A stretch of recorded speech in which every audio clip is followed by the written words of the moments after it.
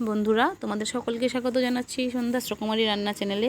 আশা করি তোমরা সকলেই ভালো আছো, আমিও ভালো আছি। দেখেই বুঝতে পারছো তোমাদের সাথে কি শেয়ার করতে চলেছি। তার আগে বলি, অবশ্যই আমার চ্যানেলটা তোমরা সাবস্ক্রাইব করবে, পাশে থাকা বেল আইকনটি প্রেস করবে, লাইক কমেন্ট শেয়ার অবশ্যই করো। চলো দেখে নিই। দেখো, এখানে আমি 1 কাপ সুজি নিয়েছি, 2 কাপ জল নিয়েছি। চিনিটা তোমাদের প্রয়োজন মতো নেবে। আমি 250 গ্রাম চিনি নিয়েছি। মিষ্টিটা যে যেমন খাবে ঠিক সেরকম প্রয়োজন মতোই নেবে। 1 কেজি দুধ দিয়ে আমি ছানা কেটেছি। ছানার জল ছিল আমার ঘরে, ছানার জল দিয়ে আমি ছানা কেটে নিয়েছি। এই ছানার জলটাকে আমি সংরক্ষণ করে রেখে দেবো। গরম অবস্থাতেই বোতলে ঢেলে দেবো, তাহলে ছানাটা ভালো কাটা হবে। যত জলটা টক হবে ছানাটা ততটাই ভালো কাটা যাবে অল্প জল দিয়ে। দেখেই বুঝতে পারছো ছানার জলটা আমি রেখে দিচ্ছি। দেখো, ছানা হয়েছে অনেকটাই। ভালো করে চিপে জলটা ব্লেন্ডারে পেস্ট করে নিতে হবে। তোমরা চাইলে হাতেও ভালো করে চটকে নিতে পারো, অসুবিধে নেই। কিন্তু ব্লেন্ডারে পেস্ট করলে কি হয়, কেকটা মসৃণ হয়। দেখো, সুজি, চিনি আর ছানা, তার সাথে আমি 1/2 কাপ ময়দা দিয়েছি। এই ময়দাটা অ্যাড করেছি। এর সাথে বেকিং পাউডার 1/2 টেবিল চামচ দিলাম, আর সামান্য 1 চিমটি মতো আমি খাবার সোডা ব্যবহার করেছি। কয়েক টুকরো কাজু কিশমিশ কুচি করে দিয়েছি। ভালো করে মেখে নিতে হবে। তার আগে একটু ভ্যানিলা এসেন্স দিয়ে দেবো, আর দিয়ে দেবো সাদা তেল। ভালো করে মেখে নিতে হবে। কয়েক ফোঁটা এসেন্স দিয়ে দিচ্ছি। সাদা তেলও ব্যবহার করব 1/2 কাপের মতো। আমার চ্যানেলটা বন্ধুরা তোমরা অবশ্যই সাবস্ক্রাইব করে দিও, পাশে থাকা বেল আইকনটি প্রেস করে দিও, লাইক কমেন্ট শেয়ার করো। অবশ্যই কমেন্ট করো, জানিও কেমন হয়েছে। আমি 1/2 কাপের মতো সাদা তেল দিয়ে ভালো করে হাতে মেখে নিতে হবে। কড়াইতে আমি বালি গরম করতে দিয়েছি। প্রচুর পরিমাণে হিট করে নিতে হবে বালিটাকে, যেহেতু বালির উপরেই আমি চাপাবো। তার আগে স্ট্যান্ড দিয়ে নেবো, একটা বালির উপরে স্ট্যান্ড দিতে হবে। দেখো, বাটিতে আমি সাদা তেল মাখিয়ে একটা সাদা কাগজ কেটে নিয়েছি, মাপ মতো বসিয়ে দিয়েছি। ওপর থেকে মিশ্রণটাকে ঢেলে দিচ্ছি। অনেকটা ওপর থেকেই ঢালতে হবে। তারপরে বাটিটাকে ভালো করে বসিয়ে বসিয়ে সেট করে নিতে হবে পেস্টটাকে। দেখো, খুব একটা পাতলা করা যাবে না, যেহেতু এটা ছানার তৈরি হবে।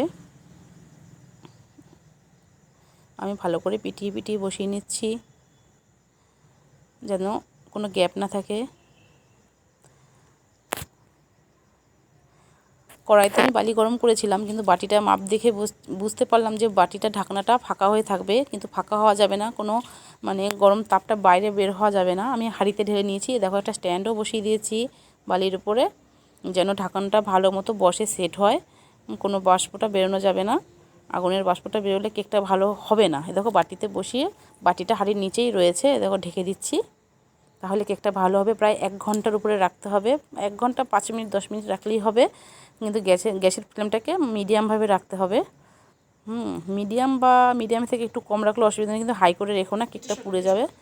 দেখো, আমি 1 ঘন্টা পর ফিরে এসেছি। দেখে বুঝতে পারছো খুব সুন্দর হয়েছে। আমি আরও 10 মিনিটের জন্য গ্যাস বন্ধ করে ঢেকে রেখে দেবো। কিছু লেগে নেই, হয়ে গেছে পুরোটাই, সাইড থেকেও মাছ থেকেও। আমার এটা প্রথমবার কেক করা।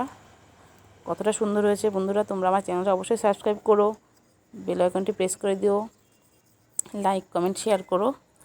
দেখো, চাকু দিয়ে সাইড দিয়ে আমি কেটে নিচ্ছি। এবার ঢেলে নেব থালার উপরে আমি ঢেলে নিচ্ছি উল্টো করে। কেকটা যেহেতু এখনও গরম রয়েছে, তাও 10 মিনিটের জন্য আমি গ্যাসের ফ্লেমটা একদমই বন্ধ করে দিয়েছিলাম।